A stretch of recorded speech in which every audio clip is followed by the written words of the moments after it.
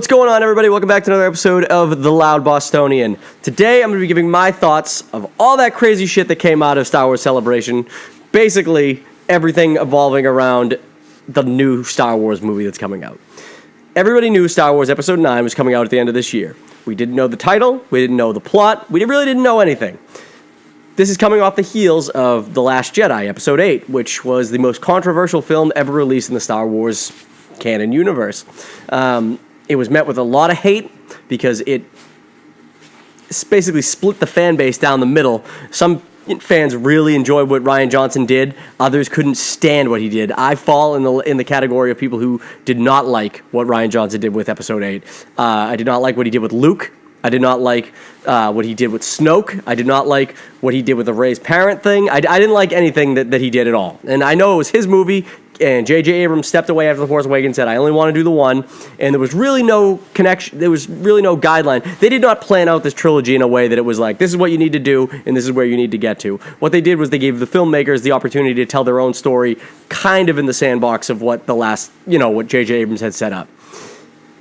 I hated what Rian Johnson did. It really made me disappointed. It really made me... The place that it left me going into this new movie was in such a way that I didn't even care about the characters or where they were going. Kylo Ren being your main bad guy going into this next movie was really, really bullshit. The guy didn't deserve it. He's literally just like a child who throws tantrums, and now he's in charge of the First Order and the main threat against the Resistance. And it just fucking made me so mad, and I was not looking forward to it at all. But having said that, I had seen no footage for Episode 9. I know that they brought J.J. Abrams back because they're trying to course correct what Rian Johnson did, get some graces with the fan, that sort of thing.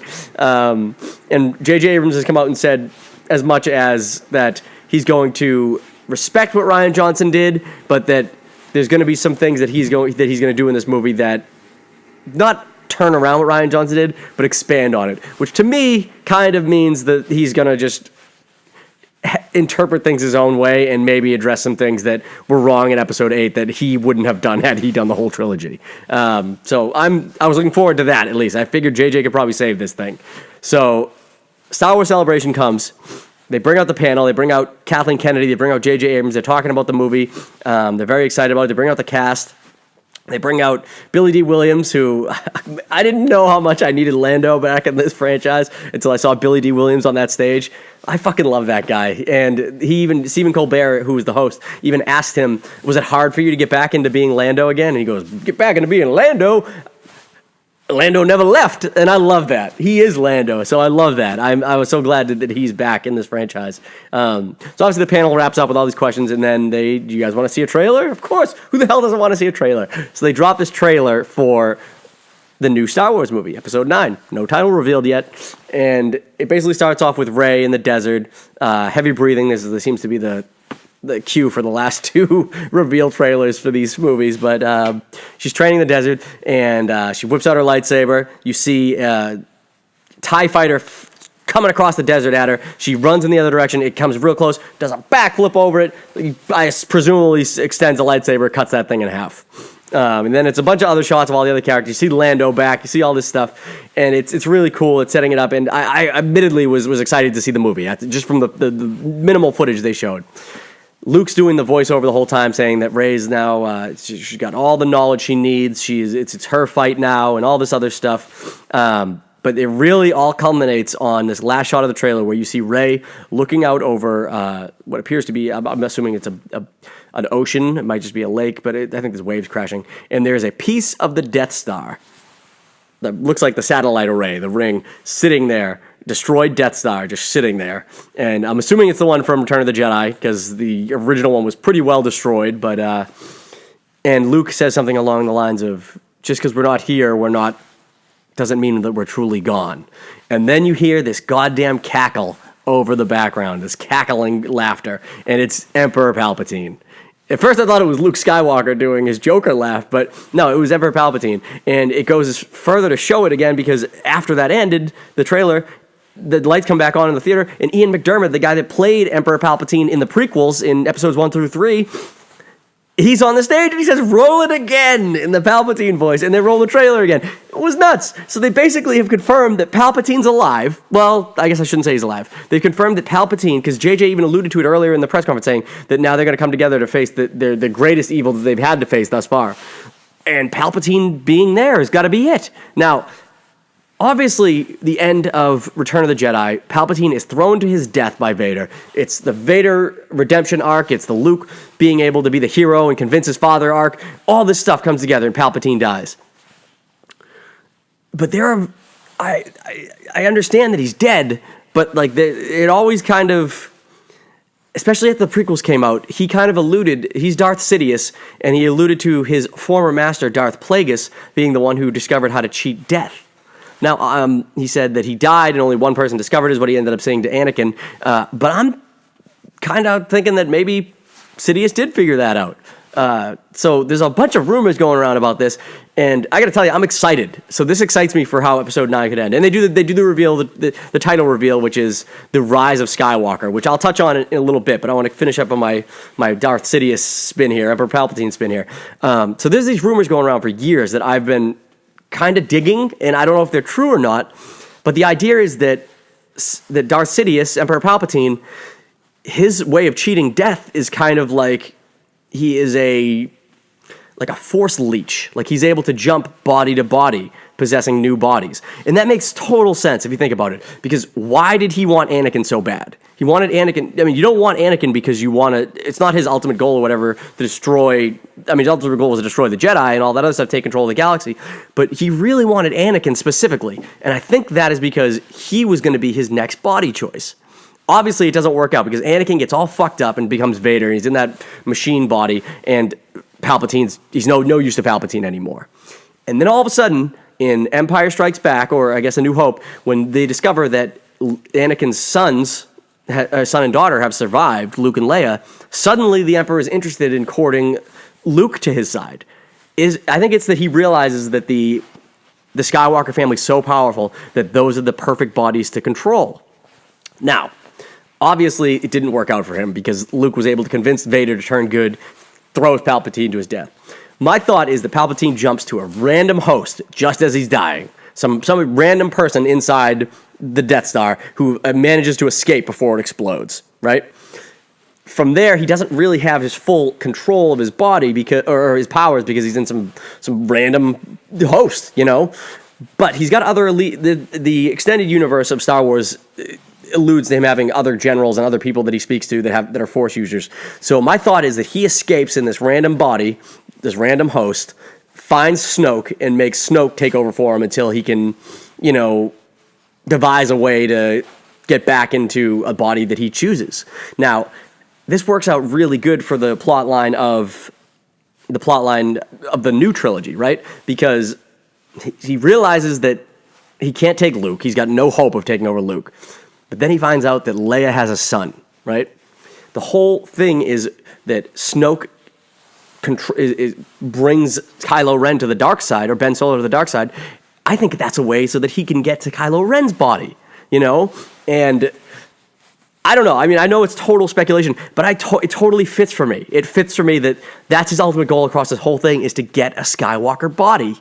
Now, you're asking, how does this work? And is it going to be, is it worthwhile? For me, Kylo Ren sucks. I think he's a terrible, terrible, character. His whole arc has just been anger and, madness, and he's getting no real plan, and he was never really cool. And since they killed Snoke in the last one, the only way to make it cool again was to bring Palpatine back.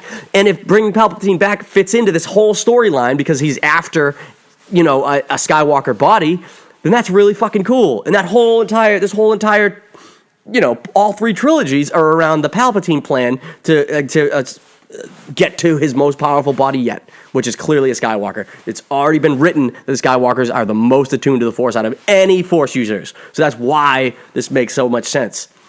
There's another rumor floating around there and it makes sense if you think, this also connects or at least the original trilogy and the new trilogy, is that Luke's hand, right? Luke's hand was cut off, but they found his lightsaber, so obviously someone got it. The thought out there is that Palpatine had managed to find Luke's hand. and this is literally in Star Wars Extended Universe canon already, but he finds the hand, he starts working on it to make a clone. Why would he want to clone him? Again, he wants the fucking Skywalker body. So the thought is that these clones he made, because you'd think he'd make a bunch of them, right? But during his, like I said, he's all fucked up. He's had to jump to some random body. This is all theories, guys. Obviously, you understand that. But so he's got this hand, he makes these clones. What if they all get destroyed by rebels in some kind of thing? And the only one who's left alive is Rey.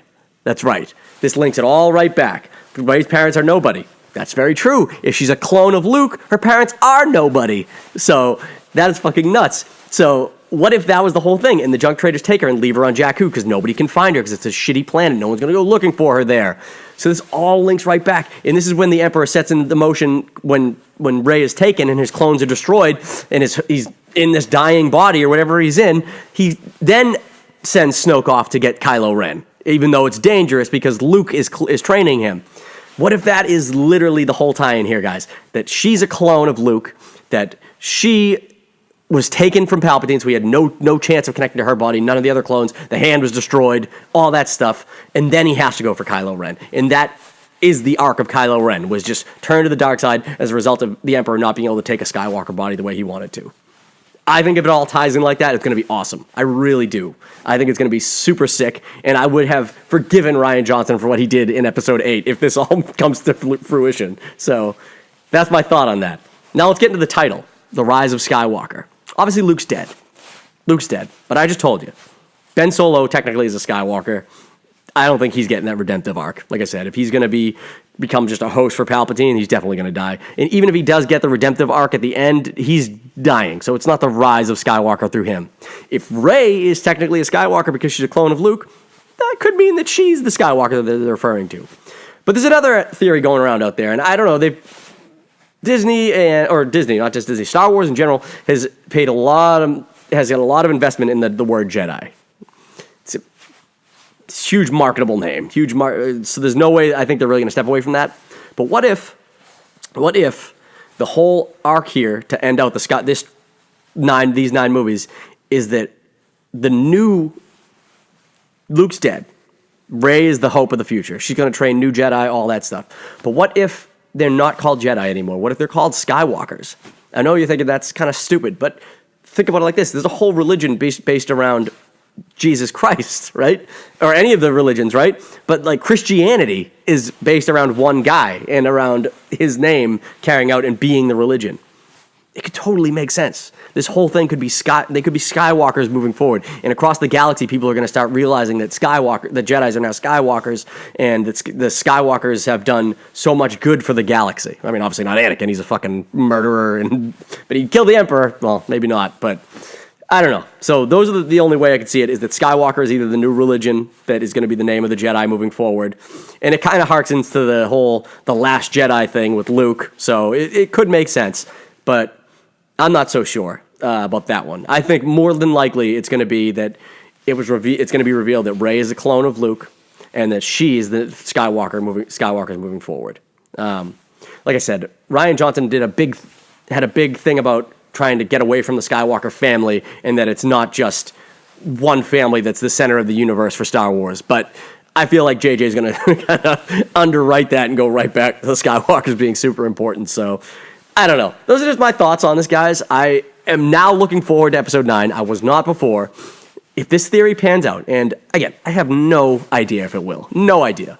But Palpatine's back. If Palpatine's back, and this story needs to wrap up in a way that connects it to all of the other trilogies, I think it's a pretty goddamn good one. So let me know what you think in the comments, because I am curious what you guys thought of this video. I mean, what you thought of the trailer, what you think about moving forward, what you thought about Episode 8, what you thought about Force Awakens, what do you thought about Star Wars in general.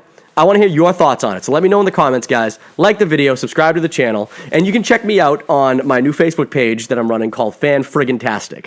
I'm going to upload this video there, upload it to YouTube. I'm going to have a whole slew of new content going onto the Fan Friggantastic page. So keep an eye out for that, and we'll see you later.